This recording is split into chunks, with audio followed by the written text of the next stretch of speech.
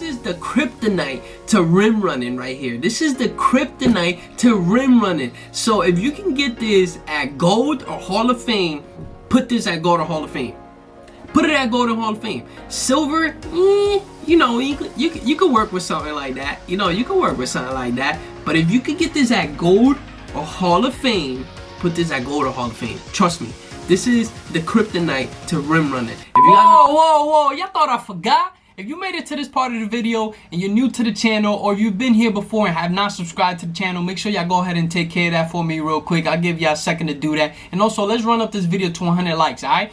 Alright, so what are the best defensive / rebounding badges you can get in 2K23? I got y'all today with the best badges, and I'm gonna give y'all different scenarios depending on the teammates you're playing with, and also if you're playing in the park, in the rec, and etc. So basically, I'm gonna get a little bit of detail of each badge, and I'm gonna tell y'all what y'all need. I got y'all, man. So listen, ankle brace. I haven't seen a lot of people use it. The thing with ankle braces is that a lot of ankle breakers don't happen as often. So I've seen a few stun animations, but the stun animations don't take you completely out the play. So this year you can recover a little bit, you know, from the stun animation. So in my opinion, if you're gonna use ankle brace, I wouldn't put too many badge points on here. Maybe at this bronze or silver level, just so you can reduce the amount of stun animations that you get. But in reality, if you don't have the extra badge points, I wouldn't even put it on at all. And by the way, guys, this is a small forward lockdown build. So if you're a center, these tiers, like tier 2, tier 3, tier 1, these tiers, depending on your height and depending on the position that you play, these tiers change. So you may have like rebound chaser as a tier 3 or a tier 1 depending on your position. All right, so keep that in mind as well as you're watching this video. So box out beast. Box out beast, if you're a center, this is a great badge to have at the highest level. So if you can get this at a Hall of Fame level, go ahead and add this at a Hall of Fame level. Obviously, it's self-explanatory. It's box out beast. So brick wall. Brick wall is a great badge. If you can put this at a Hall of, if you're a center build, let me get this clear. If you're a center build or someone that's setting picks, you want to go ahead and add brick wall. Because if you put this at Hall of Fame, it literally drops body. It's like a sniper. And if you could only get it on gold level is a great level to have it as well. So those are like the medium level, like those are the two levels you may want to have it at, the gold or Hall of Fame. You don't want to, if you go to the silver, you know, he may hit the screen depending on the weight and the height of, you know, the defensive player. So if he's 6'1", he's gonna hit the screen hard. If he's a 6'8" lockdown build, he might just brush right through that screen at the silver level. So if you can get it on gold or Hall of Fame in your center, I would put this badge on.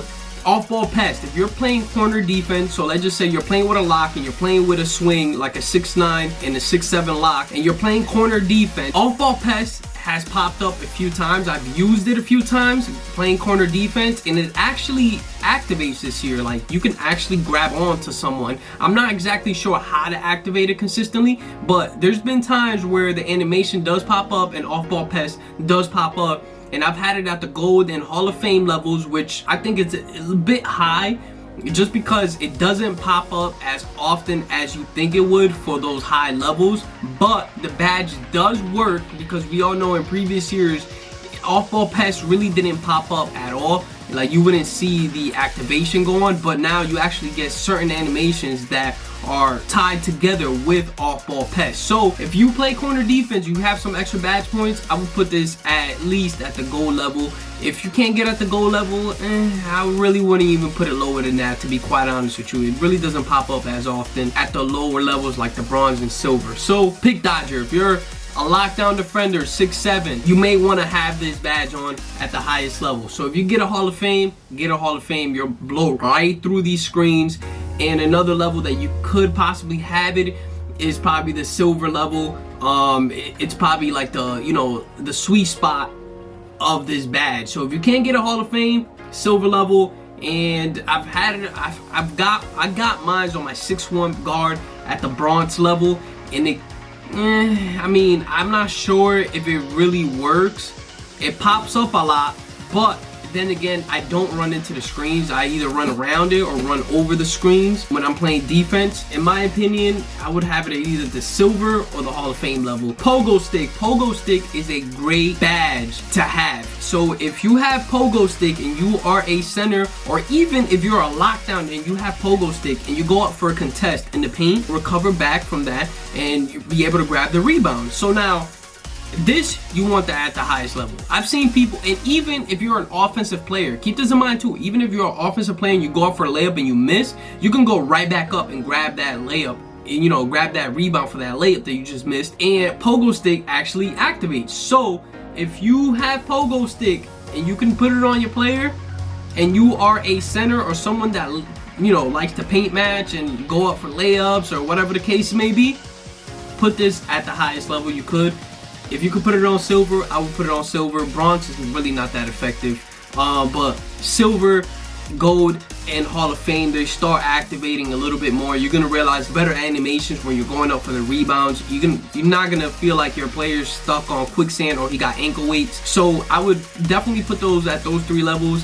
The higher you could put it, the better this badge is. Post lockdown, we all know with the big man that you have to guard. If you have to guard a post scorer, I would put this badge on, but it's not too often. We haven't been seeing a lot of post scorers lately, how we did at the beginning of the game. So post lockdown, if you're playing rec or you're playing, you know, comp pro-am, I would put post lockdown, but I rarely see an inside big at the park or the rec. So in my opinion, I would even waste the badge points here unless you know that you're going up against a post scorer or somebody that is just a straight up inside big.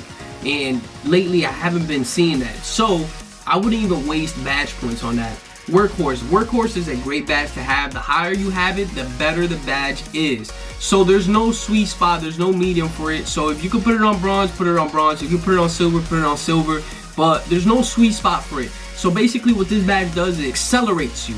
It makes you, so like if there's the loose ball or there's something that somebody poked the ball and you have Workhorse on, it gives you like that extra speed boost to go grab the ball.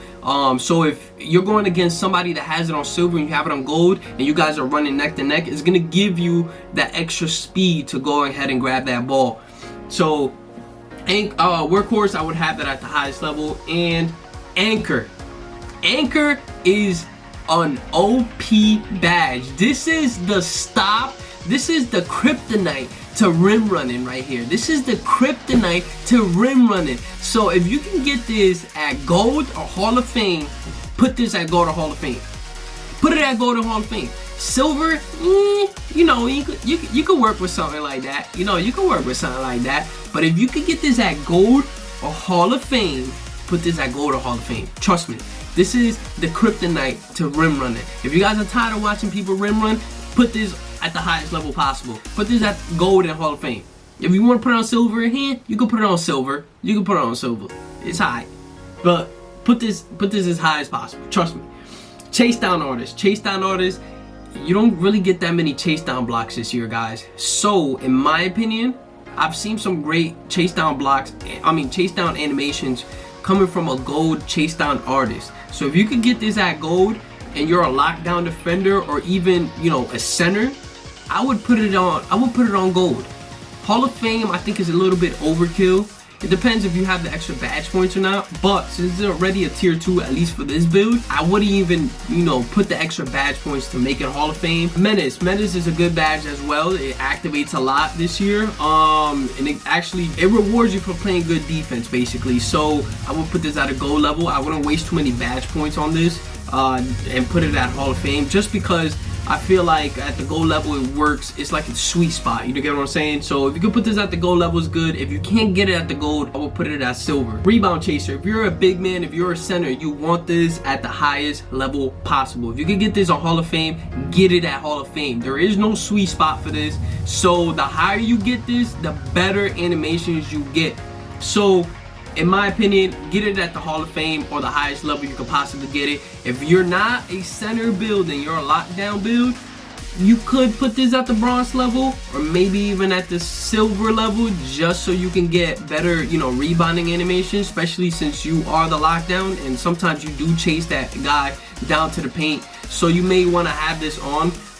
depending if, you know, how often you find yourself in the paint. So bronze or silver level, if you don't, let me explain this. If you don't have somebody that's a great rebounder on your team, definitely put this on as well so you can help out, you know? So challenger, highest level, put this on Hall of Fame. Put this on Hall of Fame, trust me.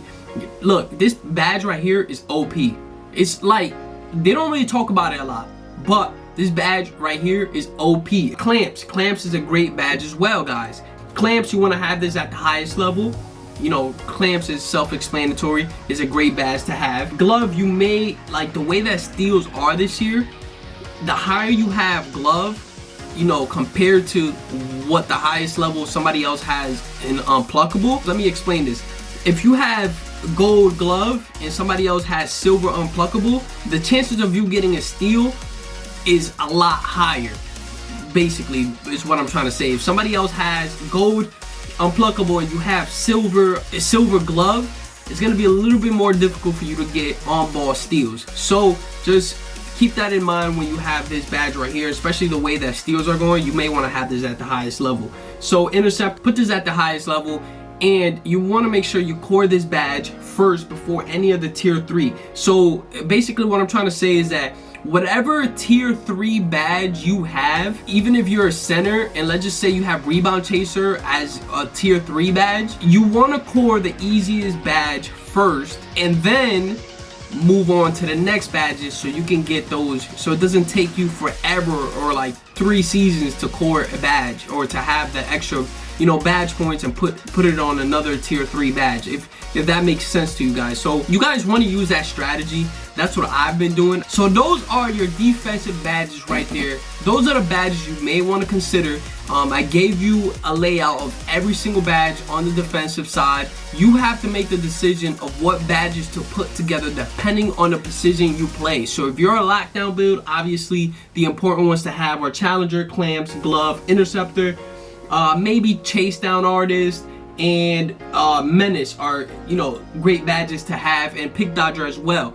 As a lockdown defender, if you are a center, great badges to have are rebound chaser, maybe challenger, anchor is a great badge to have, workhorse is a good badge to have, and brick wall, and you know, and chase down artists as well, interceptor, not so much the glove, not so much clamps.